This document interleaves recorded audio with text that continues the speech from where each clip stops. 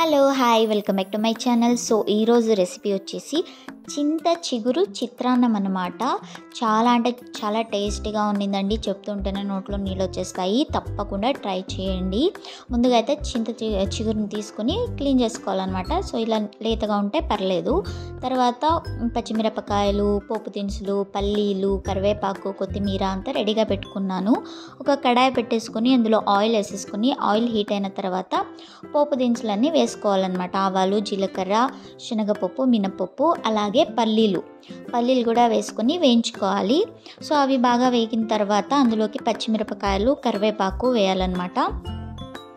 వేసేసి ఒకసారి ఫ్రై చేసుకోవాలి. తర్వాత రుచికి తగినంత ఉప్పు, కొద్దిగా పసుపు వేసుకోవాలి. వేసేసుకొని ఫ్రై చేసుకోండి.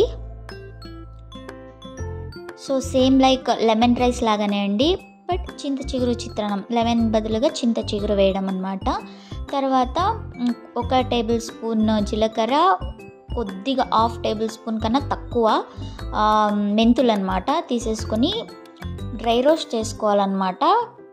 సో కొంచెమే రోస్ట్ చేసుకొని దాన్ని మిక్సీ పట్టాలండి, పొడిలా చేసుకోవాలి ఇలాగా. తర్వాత స్టవ్ సిమ్లోనే ఉంచాలి. సిమ్లో ఉంచి అందులో వేసేసి ఒకసారి మిక్స్ చేసేసి కొత్తిమీర వేసేసుకొని ఒకసారి కలిపేసి స్టవ్ ఆఫ్ చేసుకోవాలి.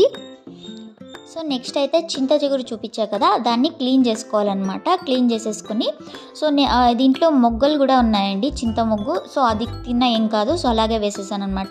ఇలా చేతిలో తీసేసుకొని రబ్ చేసుకోవాలి.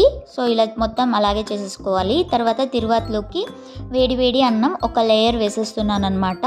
తర్వాత ఆ లేయర్ పైన చింత చిగురు మొత్తం వేసేసాను.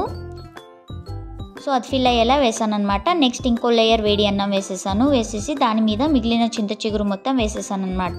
వేసేసి ప్లేట్ మూసేసి ఒక 5 మినిట్స్ అలా వదిలేయాలి. ఆ వేడికి అంతా మగ్గిపోతుంది. అలా అయినా చేసుకోవచ్చు, లేదంటే తిరువాత చూపించా కదా అందులోకే చింత చిగురు వేసేసుకొని ఫ్రై చేసుకోవచ్చు అనమాట. సో 2 ఆప్షన్స్ ఉంటాయి, ఎలా అయినా చేసేసుకోవచ్చు. తర్వాత చేత్తో బాగా మిక్స్ చేసుకోవాలి. మిక్స్ చేసుకొని సాల్ట్ చూసుకొని ఏమైనా తక్కువ ఉంటే వేసుకొని మిక్స్ చేసుకోవచ్చు. అంతే అండి, చాలా సింపుల్ రెసిపీ, చాలా టేస్టీగా ఉంటుంది. ఒకవేళ చింత చిగురు దొరికితే తప్పకుండా ట్రై చేయండి ఈ రెసిపీని.